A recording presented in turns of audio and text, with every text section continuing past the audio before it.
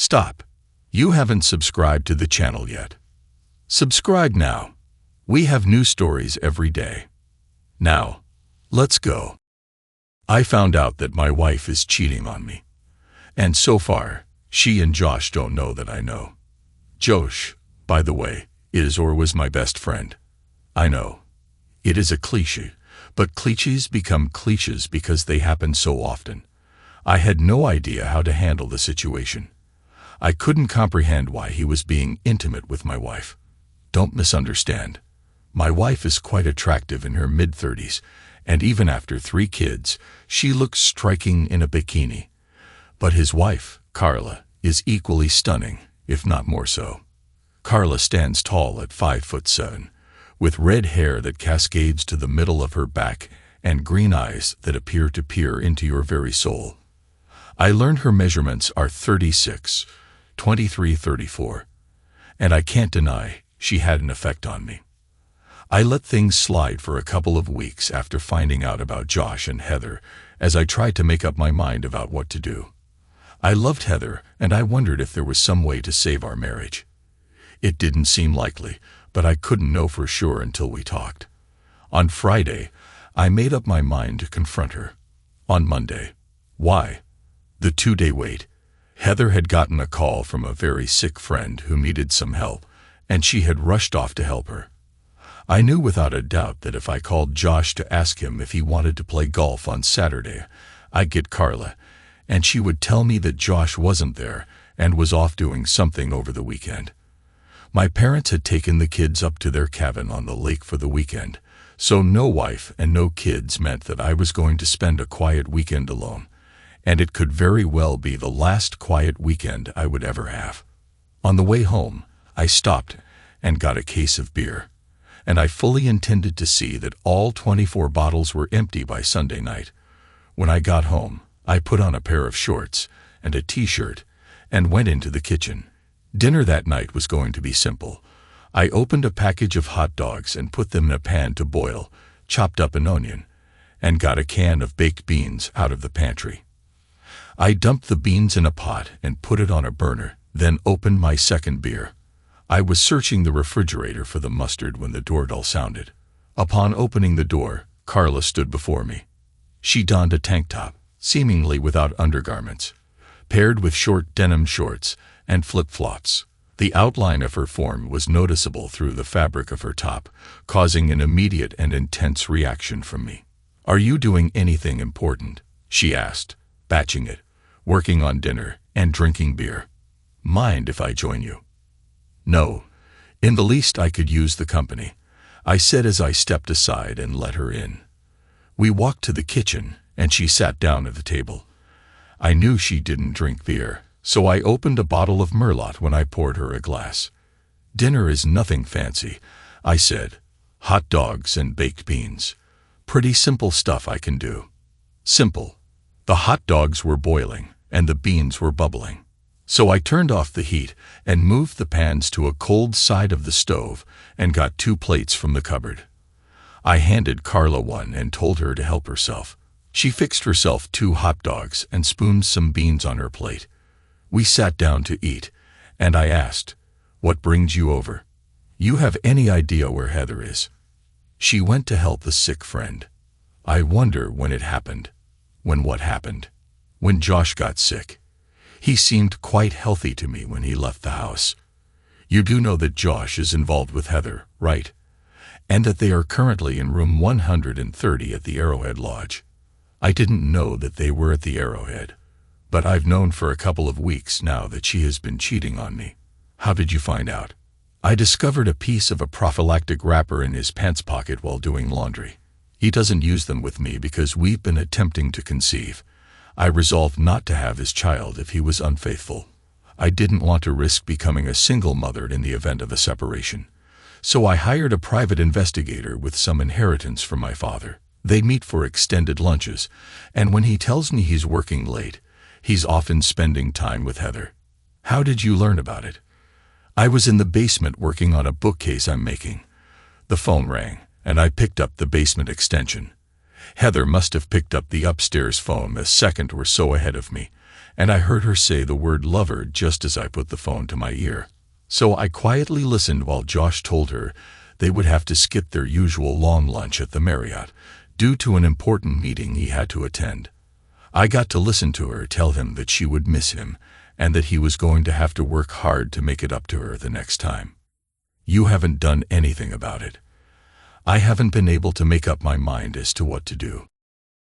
I did decide this afternoon to confront her when she gets home and see where it goes from there. What are you going to do? Hopefully, I'll be doing it in a few minutes. I gave her what must have seemed to her like a confused look and said, "Do what?"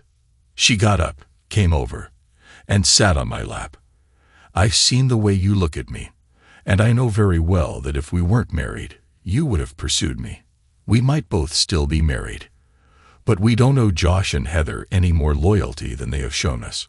She hugged me, and her hand slid up my leg beneath my shorts, reaching the edge of my underwear. I shifted to get more comfortable, and her hand moved beneath my underwear. I looked at her in amazement as she leaned in, and our lips met. She slipped her tongue into my mouth while her hand held me firmly. Caught up in the moment, I kissed her back, our tongues intertwining. She paused and said, "I'm aiming for the ultimate payback. Despite our decision to try for a baby, I've consistently found reasons to avoid intimacy during my fertile periods to be extra cautious. I visited my doctor and got a diaphragm." "How much do you want to get back at Josh?" "Why do you ask that?" "It is my ultimate revenge. I am at my peak fertility right now, and my contraceptive device is in my purse." Yummy. That is exactly what I mean.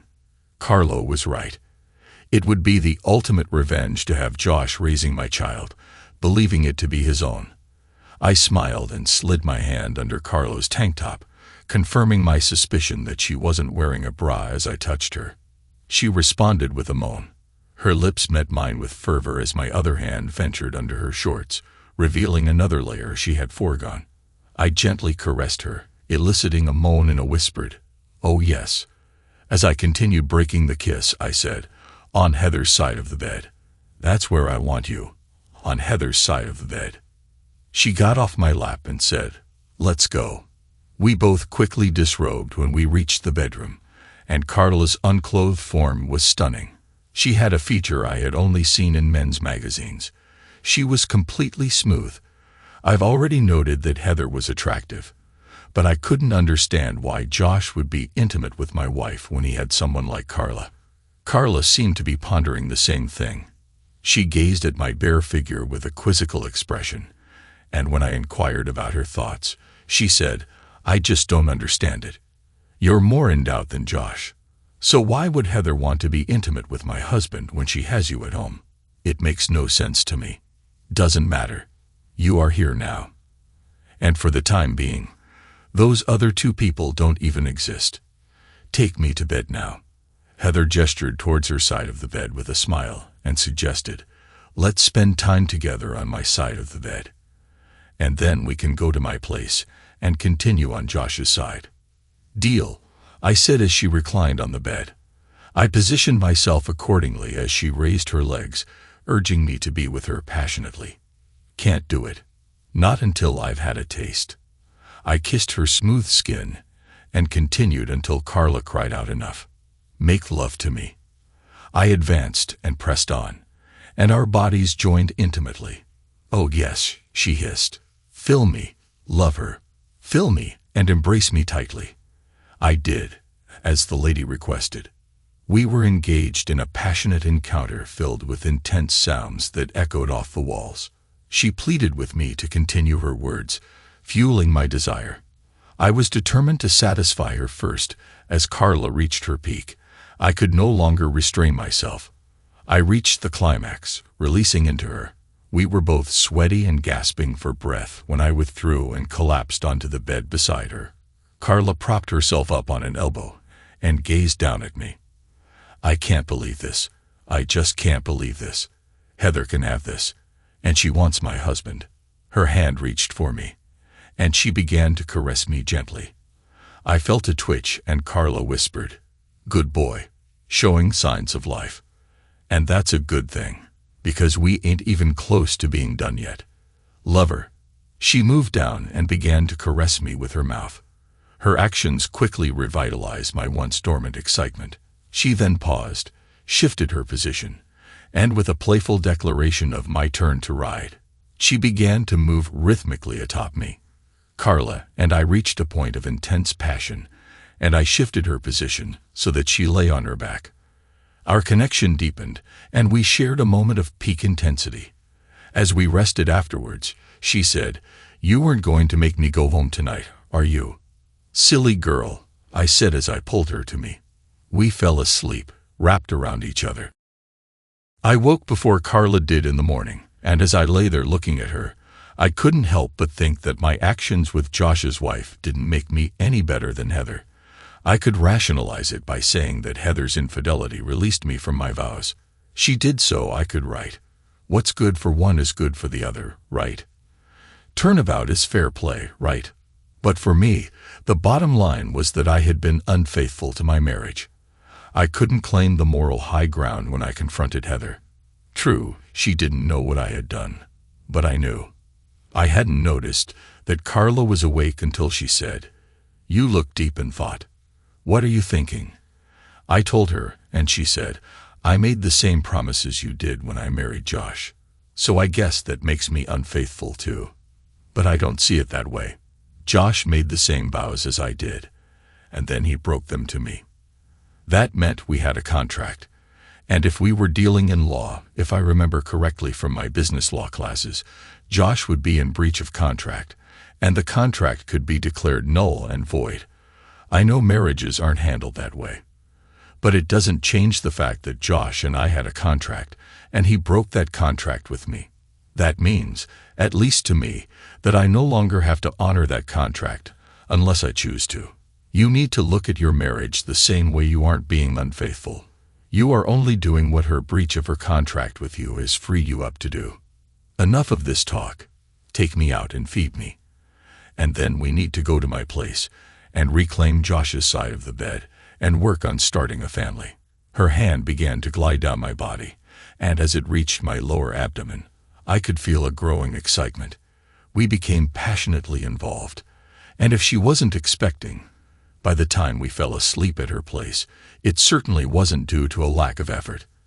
However, I doubt the final attempts were fruitful, as it seemed nothing substantial resulted. In the morning, she inquired about the time the kids would return, and I informed her they would be home around 6. She served me steak and eggs for breakfast, suggesting I would need my energy for the day's activities. We called it quits around 4 so I could head home and be there in case my parents got there earlier than expected before I went home. Carl asked me if I had made up my mind as to what I was going to do, and I admitted that I hadn't. "Are you a good enough actor to pretend that everything is fine?" I don't know why, because, in my opinion, the best retaliation is for us to continue what we spent the weekend doing. I want to keep at it until I'm pregnant. Also, you need to consider your children. A divorce will limit your access to them, because around here the courts always award custody to the mother. You might only see them every other weekend. And that's if Heather isn't too upset with you to find some reason to prevent the visit. My advice would be to tolerate her life as usual, except that you and I would be passionately involved whenever possible. I don't know about that, Carla. Sooner or later, cheaters will get caught. If they catch us, it reduces our chance to hold the high ground in any talks we have. They got caught because of careless mistakes. You discovered Heather's secret because they foolishly used the landlines to talk. I learned about it because Josh was so negligent. He brought proof home in his pocket. We won't risk that. We will buy a couple of prepaid phones from Walmart and use them to communicate to prevent our spouses from finding them. We will store them in our work desks. We will coordinate our meetings to coincide with theirs. No, we won't be able to do that. If Heather calls and says she has to work late, I'll have to babysit. And if they are doing it on their lunch hours, we won't be able to. Because I can only rarely take long lunches. You can sometimes work late, can't you? When you do, she will need to be home to watch the kids. I play cards with some sorority sisters from college every Wednesday night, and sometimes I stop for drinks after work with my colleagues. And Josh is accustomed to that. Another thing we can do is put a tap on our phone lines so we will know what they're discussing. Are you interested? You've thought it all out, haven't you? Maybe I've missed something, but with both of us working together, I think we can cover all the bases. You are sure you want to do this? Absolutely sure. Like I told you in the beginning, I want revenge on Josh. I gave him everything I have, and he stabs me in the back. I spoiled that scoundrel rotten, and was intimately generous with him 3 and 4 times a week. And he cheats on me. No way. I'm going to let it slide. My idea of the perfect revenge is to let him raise another man's kid. And what could be sweeter than having the husband of the woman he is cheating with be the father of that child? I understand the desire for revenge and the difficulty of accepting someone else raising my child. But I'm uncertain about pretending to be a loving husband to a wife who is unfaithful. You have an incentive, my love. I do. Over the last 48 hours, you seem to thoroughly enjoy what I provided. You can have as much as you want, whenever you want, and for as long as you want. You do know that's an incredibly hard offer to refuse. I certainly hope so. And there's more. Josh wants 2 children, a boy and a girl. And I want both to have the same father. It could be even better. What if the first 2 are both girls? I know he'll want a son. Are you willing to keep trying? I am. As long as we don't get caught. We will just have to make sure that that doesn't happen. Oh, and one last thing. Can you act natural around Josh? It will be difficult not to show a knowing smile, aware that I'll be doing my utmost to start a family with him. But I believe I can manage it. I think Tuesday will be my next night to stop after work with the girls. What a coincidence. I'll be working late on Tuesday. My folks dropped the kids off at 6:30 and told me they hadn't eaten yet, so I took them to Mickey D's. I wasn't surprised when they wanted Happy Meals. After we ate, we went home and found Heather there. She asked where we had been, and when I told her, she replied in a snippy tone, "Why didn't you call me and see if I wanted to go to dinner with you? You didn't tell me when you'd be back, and you didn't call my cell to let me know you had returned." I replied in the same sharp tone. She gave me a nasty look and then went to greet the children while Heather put the children to bed. I went online and researched how to tap a phone line using a voice-activated tape recorder. I decided to purchase 1 or 2 on my way home from work the next day. I buy 2 so I could tap not only my line, but also Josh's line. I'd have to call Carla to arrange it. I noticed Heather hadn't showered before coming to bed. She might have showered earlier, but perhaps she hadn't. And I wasn't interested in being intimate after someone else. I might have unknowingly accepted it before, but not this time. When Heather initiated, I claimed to have an upset stomach and suggested waiting until the next day. Monday at 3:20, my secretary informed me that Mrs. Carla Marvis wished to see me. I instructed Shelley to allow Carla to enter. Carla came in, closed the door behind her, and approached me to offer a greeting. "Too bad you have a secretary right outside your door. If she weren't there, I'd lock the door, and we could share an intimate moment right here on your desk. If you can kill 10 minutes, she goes home at 3:30. Oh wow, I was just kidding. But I can easily kill 10 minutes. She opened her purse and took out a cell phone and handed it to me and told me that she had already programmed her number into it. The plan for tomorrow is that at lunchtime I'm going to the Marriott to secure a room. I chose the Marriott because it requires going inside and down a hall to access the rooms, avoiding any external doors that might expose our entry. I'll call you with the room number. I'll leave work at 4:30 p.m. and head straight there. When you arrive, visit the bar and order a drink. If anyone recognizes you, they'll assume you stopped for a drink on your way home. After your drink, join me in the room where I will be waiting for you." Okay, sounds like a plan to me. On the way home, I'm picking up what? We need to tap our phones. When would be a good time for me to come over and do it? It is already done. I went online and found out how to do it, and I already had a recorder that I could use. At that point, Shelley stuck her head in the door and said, "I'm leaving Mr. B and I'll see you in the morning." When the door closed, Carla got up to lock the door, and when she turned back to me, I already had my pants and briefs off and was clearing the desk. Carla laughed and said, "Eager. I appreciate that quality in a man," she said as she subtly hinted at her readiness for intimacy. It was a swift, uncomplicated encounter, and we were both satisfied. As Carla was getting dressed, she said, "That will hold me till tomorrow. But you had better come to the room prepared for a long and energetic evening. Maybe you should load up on vitamins." I debated whether to clean myself before going home. If I became intimate with Heather that night, there was a mischievous part of me that found it intriguing to do so, with traces of Carla still present, likely dry by then. However, Heather often began with more intimate acts, and she might notice a different taste. Deciding it was better to be cautious, I headed for the men's room to freshen up. I stopped at Radio Shack on the way home and bought 2 recorders and 6 extra tapes. I got the second recorder so I could listen to the tapes in my office. I would save any tape that had something on it from the 2 lovers against the day I would be telling a judge why I wanted a divorce. Heather had dinner ready when I got home, and she had wine out, which was a good sign that she was in a romantic mood. And I wondered about that.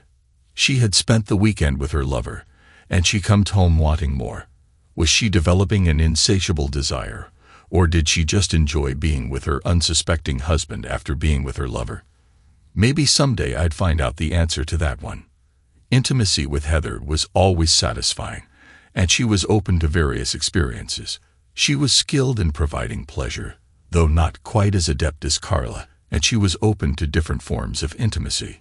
If Carla had been truthful and not merely flattering me when she mentioned my size compared to Josh's, I was curious about what Heather found lacking in me. Perhaps one day I would find out. When dinner was over, the kids were parked in front of the electronic babysitter, and we were doing the dishes. Heather said, "You do know that you have your work cut out for you tonight, right?" "Oh, and why is that?" "You have to make up for last night." "I'll do my best." "Your best is always spectacular, my love." I wanted to say, "Then why are you with Josh?" But I kept my mouth shut while Heather read to the children. I descended into the basement, located the phone lines, entry point into the house, and installed a tap on the phone. Heather didn't leave for work until an hour after I did, and I surmise that was when she and Josh would engage in most of their conversations. I could be mistaken, though. Heather owned a cell phone, and they could potentially communicate using her work phone while she was at her job. I was betting that the call I had eavesdropped on indicated they conversed when she was at home. We were intimate 3 times that night, which was unusual for us. Typically, we engaged in such activities 3 or 4 times a week, but usually just once, though sometimes we did twice. Another curiosity to ponder. The alarm sounded just after we completed our 3rd round. We were lying beside each other when Heather said, "Have you given any thought to us having another child?" "Not really," I said, as I particularly didn't consider Josh's. "In fact, I've been considering getting a vasectomy, so you could stop taking birth control pills, and we could still be safe. Why wouldn't you want another?" We had Mike and Anna so soon after our wedding that we never had a chance to go places and do things. As it sits now, we will still be young enough to do some things when Mike and Anna strike out on their own. More kids would prevent that. Besides, right now, we need the income from your job. We would be pinched if you had to leave work because of a pregnancy. In my mind, I was thinking some really unpleasant thoughts. Heather and Carla talked, and I'm certain that Heather knew Carla and Josh had decided to try for a child. Did Heather want to have Josh's first child before Carla could? Was there something Heather held against Carla? Or was it simply Heather trying to assert her rights to her partner? Either way, it didn't make me feel like I could commit to Carla's plan. In my mind, I was going to have to end things with Heather pretty soon.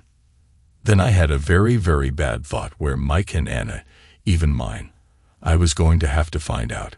I fell into a very disturbed sleep the next afternoon after a tiring meeting in room 202 of the downtown Marriott.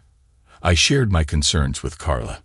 "I can't even make a wild guess as to what you should do," Carla said. "Confront her about Josh now before he can get her pregnant. Of course, she could already be expecting and is getting ready to tell you." "I know what I'd do, but I'm not a man, and I'm not you." "What would you do?" "I'd simply tell her that I don't want more children. So for safety, I'll start using protection until I can have a vasectomy. If she becomes pregnant, that's when I'd address the issue. I'd suggest we need a DNA test to determine if the child is mine or Josh's. That would likely surprise her. If I get a vasectomy, it will blow our revenge plan. Just don't agree until you ensure I'm expecting. It would be unfortunate because I really want all my children to share the same father. We might be fortunate. Perhaps Heather was merely gauging your interest in having another child, and your lack of enthusiasm might dissuade her. We'll never be certain unless she approaches you with the news that she's expecting." She looked at her watch and said, "We have time for a couple more chances for you to make me a mommy." I stopped on the way home to purchase protection, and that night, when Heather was intimate, I prepared to use it. "What's that for?" "I've decided to use them until I can get a vasectomy. I really don't want any more kids." "Well, take it off. I hate the feel of those things. I'll stay on the pill and use spermicide until I can get fitted for a diaphragm. That should keep us plenty safe." Hated the feel of them, I thought as I finished putting it on. Heather was inexperienced when we got married, and I had never used protection with her. When did she discover that she disliked the sensation? And with whom? Regardless, it just reinforced my decision to determine the paternity of my 2 children. Then I recalled that it was because of Josh using protection when he was with Heather that had tipped Carla off to the fact that Josh was unfaithful to her. I was still going to have the test done. I finished rolling it on and said, "Unless you already have the spermicide, I'll use the raincoats that I bought today." "I don't. But I'll get some tomorrow and make a doctor's appointment for the diaphragm. I don't want you getting a vasectomy. I want to keep the option open in case you ever change your mind." I maintained protection position myself on the bed and engaged in an intimate act with her as her excitement peaked. She attempted to draw me closer, but I withdrew and proceeded with the act. She experienced pleasure swiftly, after which I deliberately guided her to another peak before accelerating and reaching my own climax. I remained close to her until I relaxed, then withdrew, disposed of the protection, and returned to find Heather asleep on her side. I figured that it was a good time to head down to the basement and check the recorder. A couple of junk calls, and then hello. "Good morning, sweetie. Miss me?" "Of course I do. We still on for lunch today?" "Yes, but I think our lunch meetings are about over. Unless we can find some place where it won't cost so much. Those motel rooms are draining my family budget. I can't keep taking from it. Sooner or later, there won't be enough in it to feed my family. And I certainly don't want Barb asking why. I'll try to come up with something. Wednesday night is her card night. Have you figured out a way to get out of the house yet?" "Not yet, but I'm working on it. I'll cross my fingers. I need more of you than I get on a 45-minute lunch break." "Me too, lover. Talk to you tomorrow." "Of course. Till then, bye, baby." I almost became sick when I realized that I had been intimate with Heather after she had been with Josh that afternoon. But I managed not to. I found it interesting that she was not only unfaithful to me, but she also had to pay for the room to do it in. I wondered how Carla would react when she heard that her husband referred to her with a derogatory term. The only thing I knew for sure as I climbed the steps out of the basement is that Heather would not be able to leave the house on Wednesday night. Tuesday, when I got to work, I took the track phone out of my desk drawer and called Carla. And when she answered, I said, "Good morning, jerk." "What? Who in the world is this?" "You have forgotten the voice of the father-to-be of your children already. And besides, who else has this number?" "Bob, why are you calling me an offensive name?" "Listen to this. I said as I held the recorder up to the phone and pressed play after the woman's card night had played. I said, "See, I have it on good authority that you are unfaithful. A husband knows these things about his wife, right? When the time comes, I'll eliminate the despicable person." I played the rest of the tape for her since she obviously hadn't checked the recorder that she had put on her home line. And after she listened to it, she asked me what I was going to do. I think I'll have to work late on Wednesday, but I won't let her know until it's almost time for her to finish work. Hopefully, it will be too short notice for her to arrange a babysitter. Did you catch the part where Heather says she's paying for the room they meet in? Doesn't surprise me. Josh has always been cheap. I guess if you are going to work late, I'll skip my card night, and we can get together. I'll call you tomorrow and set it up. Wednesday over breakfast, Heather asked me if I had plans for the evening. And when I said no, I asked why she wanted to know. The girls from work have been talking about stopping after work to have a couple of drinks and socialize away from work. I can't do it unless you are here to watch the kids. Shouldn't be a problem. I kissed her goodbye and left for work. I then rented a room at the Marriott. Upon arriving at work, I called Carla and provided her with the room number. Heather finishes her job at 5, so around 440. I informed her that I would be working late. There are some problems with the Henderson contract, and they have to be taken care of before Nathan goes to his meeting with them in the morning. Sorry for such short notice, but I really can't get out of it. I may be really late, so don't wait up for me. Love you. Bye. I was worn out after my time in room 333, and Heather was asleep when I arrived home. If she had been awake and in the mood, I doubt I would have had the energy for intimacy. For the next 5 weeks, Carla and I were able to get together on the average of twice a week, and it helped to always know ahead of time by way of the phone taps what Josh and Heather were up to. It was during that 5th week that Carla said, "Congratulations, Daddy. How about passionately embracing the mother of your child? How does Josh feel about it?" "He doesn't know yet. I needed to tell the baby's father first. Then I can tell Josh." "You know, I said the one thing we haven't done that they have is go off for a weekend together.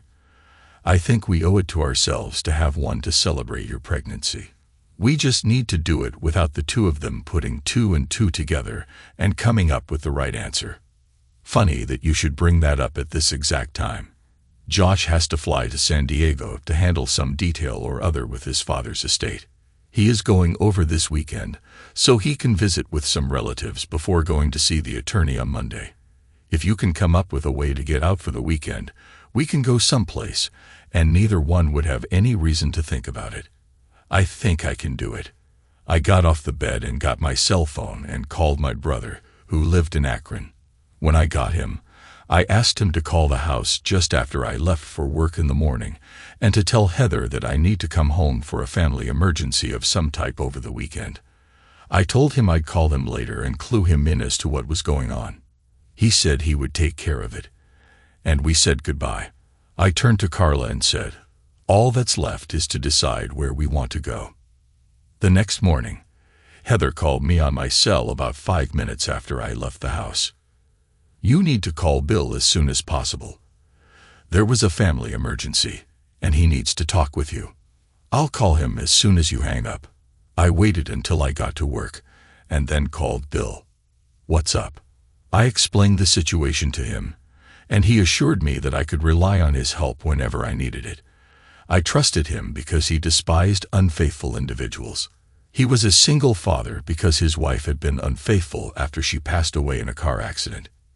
He ended up raising the children alone. I called Carla and told her the setup, and we made arrangements to take off for the weekend. I got on the phone and called the Arrowhead Lodge and was even able to reserve room 130. Only fitting, I thought. At 2 I called Heather and told her that I was flying back to Akron. "I'll stop by the house and pack a bag. My flight leaves at 8, and I need to get there at least a half hour early to check in. I hate to sound selfish, but I do hope that you aren't a match. I need you to have all your parts to ensure we make it all the way to old age together." Darn, Heather, The way you say that makes me think you might actually love me. There better not be any doubt in your mind about it, Buster. Not even a smidgen. If you only knew. I thought as I said goodbye and hung up the phone. When I arrived home, Heather was waiting for me in what she referred to as her alluring outfit. She was unclothed with only high heels on. Do you have time to give me something to tide me over until you return? Since I didn't need to rush to catch a non-existent flight, I said I had the time. Heather was lying on the bed, and as I dressed, she said on the phone, "You almost sounded like you doubted that I love you." Just kidding, babe. I know full well how much you love me. You show me just how much every time you are intimate with Josh. I don't want you to ever doubt it, lover. Not ever. The weekend with Carla was exhausting. Spend time together intimately and go to bed. Wake up in the morning, spend more intimate time, and then go to breakfast, return to the room, and continue our intimacy until lunchtime. Eat, and then return to the room for more intimate moments.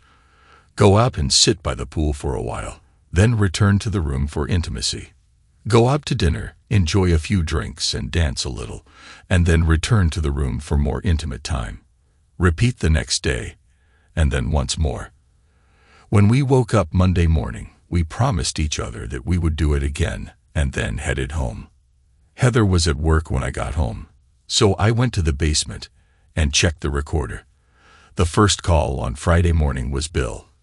A couple of minutes after she hung up on Bill, she got a call from Josh. "You figure out a way to get loose for the weekend. I'd love to spend a couple of uninterrupted days with you." No, Josh, I haven't been able to think of a way. And the truth of the matter is that I don't want to come up with a way. What's the matter? Why not? The guilt over what I've been doing has finally caught up with me. I love Bob, and he deserves better than to have a cheating wife. The next time we got together, I was going to tell you that it was over. I need to devote myself to Bob. Oh, come on, Heather. You've been intimate with me for almost a year. How could you do that if you love him as much as you say? First, I need to correct something you just said. I've never been intimate with you in a loving way. I've had a physical relationship with you, but never made love with you. The only man I'm intimate with in that way is Bob. Nonsense, Heather. You never showered before we left the motel rooms. I keep a travel bag at work with all the essentials for personal hygiene. Bob has never detected even a hint of your presence. No, Josh, I'm ending this before we get discovered. I love Bob, and I don't want to lose him. Be content that you managed to sway me when I was inebriated at that first time. Maybe so, but you weren't drunk all the other times. Depends on what you mean by drunk.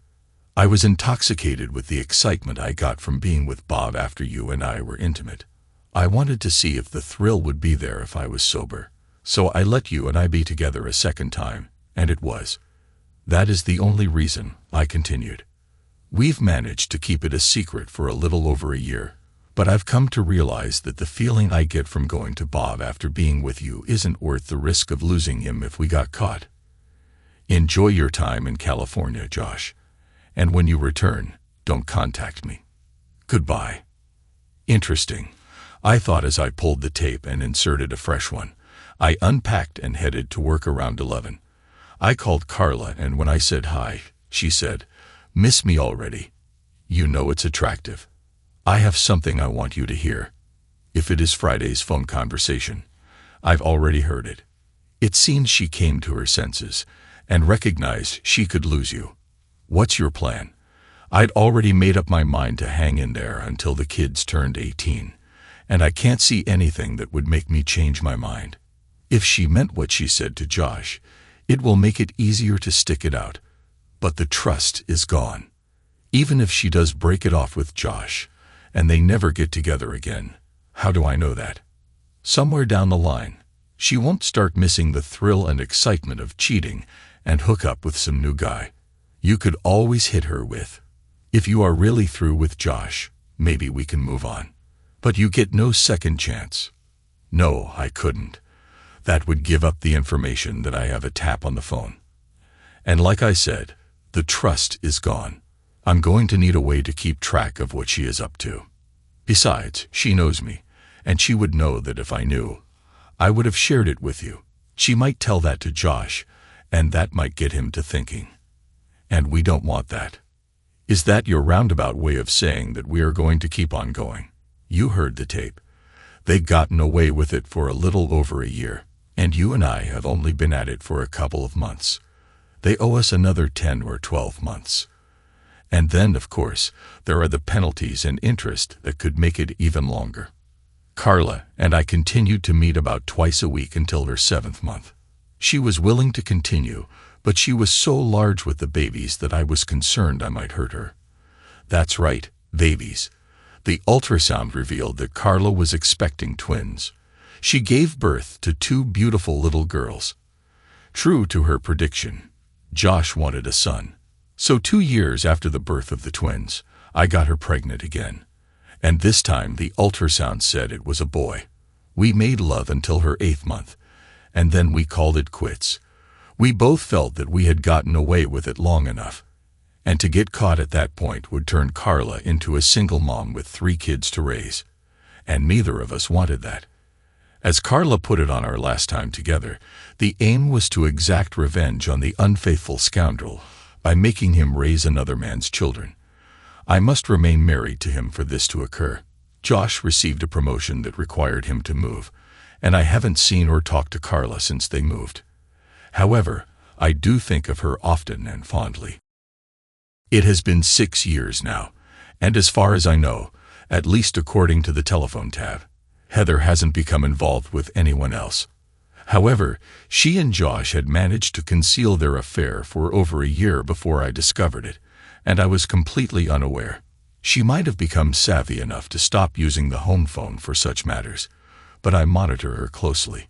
And so far, I haven't seen any indication that she is being unfaithful. She has been trying her hardest to pamper me, and I'm reconsidering my plan to leave when the kids turn 18. That's 4 more years for Mike and 5 for Anna. I'll just have to wait and see.